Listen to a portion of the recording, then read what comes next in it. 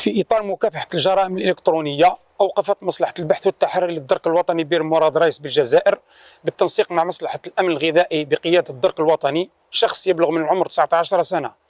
قام بنشر فيديو تحريضي يحتوي على إشاعات مغرضة بنشر وترويج عمدا أخبار كاذبة بين الجمهور من شأنها المساس بالأمن والنظام العموميين. هذا الفيديو يتضمن معلومات مغلوطة وكاذبة من خلال تصوير مقطع فيديو يوضح فيه نفوق عدة خراف من السلالة الرومانية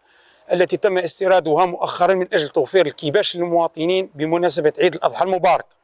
وهي في حالة جيدة. بعد استغلال مقطع الفيديو تبين أن مقطع الفيديو تم تصويره على مستوى إحدى نقاط تجميع الخراف المستوردة ببلدية الرويبة خلصة عن مسؤولي المذبح. تم التحقيق مع المعني لمعرفة ملابسات نشره للفيديو، وسوف يتم تقديمه أمام الجهات القضائية المختصة إقليميا بتهمة نشر وترويج عمدا أخبار كاذبة بين الجمهور من شأنها المساس بالأمن والنظام العموميين.